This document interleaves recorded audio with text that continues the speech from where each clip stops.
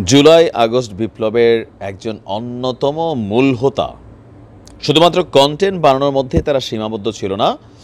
৫ই আগস্টের আগে এই শেখ হাসিনার সরকারের পতনের জন্য অনলাইনে অফলাইনে তারা নানান ধরনের ভূমিকা রেখেছেন। আপনারা নিশ্চয়ই অনেকে দেখেছেন যে ৪ই আগস্ট আসিফ নজরুলের সাথে তাদের প্ল্যান হচ্ছিল কোথায় কিভাবে হবে, মানে এর আগে থেকে তারা ধারাবাহিকভাবে। আবার আমেরিকাতে যে শাহেদ আলম বলছে যে ৫ই আগস্টের আগে তারা প্রতিদিন ভিডিও কলে কথা বলতেন, কনফারেন্স করতেন, কিভাবে আন্দোলনকে বেগবান করা যায়, পেছন থেকে কিন্তু অনেক খেলা চলছে। তো এই মুহূর্তে অনলাইন কিংদের মধ্যে নন পলিটিক্যাল অবস্থান থেকে যারা সবচেয়ে বেশি আওয়ামী লীগ বিরোধী তাদের মধ্যে হচ্ছে ডক্টর পিনাকি এবং সাংবাদিক ইলিয়াস কনক সারা সহ। তবে এদের সবার বস এই মুহূর্তে হচ্ছে আপনার পিনাকি ভট্টাচার্য। তো তিনি আজকে যে বিষয় নিয়ে নাড়াচাড়া দিচ্ছেন, এই বিষয় নিয়ে মানে কিছু বিষয় আছে সেটা বাংলাদেশকে এক করা যায়। এটা হচ্ছে আওয়ামী লীগের সাথে রিলেটেড যে কোনো ইস্যু, আবার অনলাইন থেকে আসুক, বৈষম্য বিরোধী ছাত্ররা আনুক, আপনি দেখবেন সবাই করে একটা গ্রুপে চলে আসে। কেন? কারণ সবারই সমস্যা হচ্ছে আওয়ামী লীগ।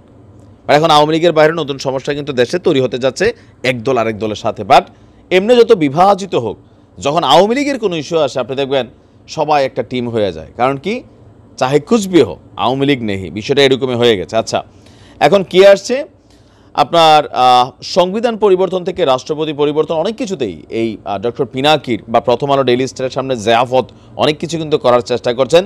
দিন শেষে নতুন আর একটা লারা দিচ্ছেন। বঙ্গবন্ধু শেখ মুজিব মেডিকেল ইউনিভার্সিটি, এটার নাম বদলানোর দাবি করে বসেছেন পিনাকি ভট্টাচার্য। তিনি ভিডিওটি প্রকাশ করার পর বা তার যে বক্তব্য আসছে এরপরে এটা আপনার যথেষ্ট ভাইরাল হয়ে গেছে, কারণ ইস্যুটা বঙ্গবন্ধুর সাথে জড়িত। বলা হচ্ছে যে আপনার ভেরিফাইড ফেসবুক পেজে তিনি একটা পোস্টের মধ্যে বলছেন যে এই মেডিকেল ইউনিভার্সিটির নাম পরিবর্তন করে তা বাংলাদেশের প্রখ্যাত চিকিৎসক এবং গণস্বাস্থ্য কেন্দ্রের প্রতিষ্ঠাতা ডাক্তার জাফরুল্লাহ চৌধুরীর নামে রাখা উচিত বলে মনে করেন পিনাকি। তিনি লিখছেন যে বঙ্গবন্ধু শেখ মুজিব মেডিকেল কলেজের ইউনিভার্সিটির নাম পাল্টাতে হবে আর আপনার অবিলম্বে এই প্রতিষ্ঠানের নাম বদলাতে হবে। সারা দেশের মানুষ আনন্দের সাথে সরকারকে এই কাজের জন্য অভিনন্দিত করবে। এখন তিনি বিভিন্ন সময় অনেক ধরনের বক্তব্য দিয়ে থাকেন পিনাকি ভট্টাচার্য, বিশেষ করে অন্তর্বর্তী সরকারকে নিয়ে তিনি যথেষ্ট সমালোচনা করেন। মানে আমরা যদি তাদের যে টিমটা আছে পিনাকি দা, তারপর হচ্ছে সাংবাদিক ইলিয়াস কনক সরাস, তাদের কিন্তু একটা টিম আছে, তারা বিভিন্ন সময় একসাথে গ্রুপেও ফেসবুকে বা ইউটিউবে লাইভ করেন। আবার তারা যে ইস্যুগুলো নিয়ে এই মুহূর্তে কথা বলছেন, অনেক কিছুর মধ্যে গুরুত্বপূর্ণ যেগুলো ছাত্ররা হোঁচট খাচ্ছে, এদের মধ্যে অনেক কিছু কিন্তু তাদেরও দাবি। তো কেউ কেউ বলেন যে তারা তাদের যে প্ল্যানগুলোকে এটাকে মেটিকুলাসলি সমন্বয়কদের মাথায় ঢুকিয়ে দেন। ইভেন বাংলাদেশে আওয়ামী লীগের রাজনীতি চিরতরে নিষিদ্ধ করার জন্য যিনি অনলাইনে সবচেয়ে বড় ভূমিকা রাখছেন তিনি কিন্তু পিনাকি ভট্টাচার্য। ইভেন এই যে সরকারের উপদেষ্টারা আছেন সবাই কিন্তু মোটামুটি তাকে সমীহ করে চলে অথবা ভয় পায়, কারণ তিনি ঘোষণা দিচ্ছেন যে পুলিশে ধরলে 18 গা আর পিনাকি ধরলে 36 গা, না জানি আরও কি বলেন আর কি ইনার শব্দ বইলা। তো বাংলাদেশের বিভিন্ন প্রতিষ্ঠানগুলো আছে বা বিভিন্ন জাতীয় ইনস্টিটিউট আছে যেগুলা ব্যক্তি নামেই কিন্তু করা।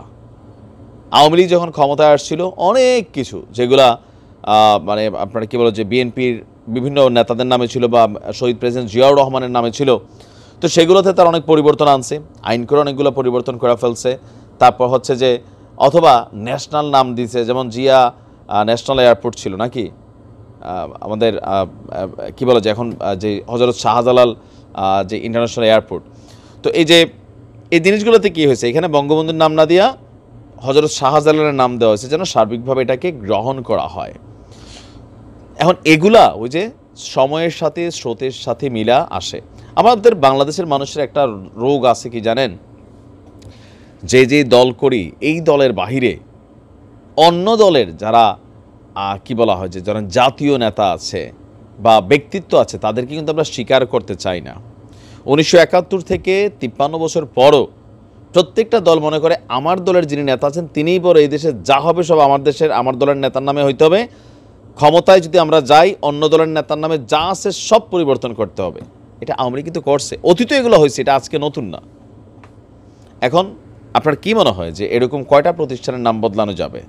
আবার এগুলো বদলানোর পরে অদূর ভবিষ্যতে আওয়ামী লীগ আসলে কি এগুলো রাখবে, নাকি আবার বদলাই ফেলবে? বা বিএনপি কয়েকদিন পরে নির্বাচিত হয়ে আসলে জিয়াউর রহমানের নামে অনেক প্রতিষ্ঠান ছিল, সেগুলোকে পরিবর্তন করেছে, তারা কি সেটাকে আবার পুনরায় ফিরে আনবে, নাকি যেমনি আছে এমনি রাখতে দিবে, নাকি ন্যাশনাল কোনো নাম দিবে?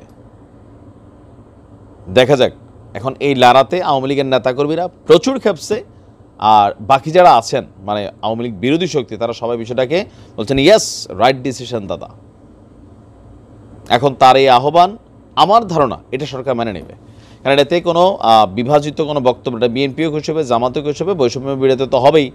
সুতরাং এটাতে সরকারের জন্য কোনো ভেজাল নাই এই কাজটা করতে। তবে আওয়ামী লীগ বিষয় নিয়ে যথেষ্ট নাখোশ, তারা তাদের অবস্থান থেকে কমেন্টও করছে। দেখা যাক কী হয়। ভালো থাকুন।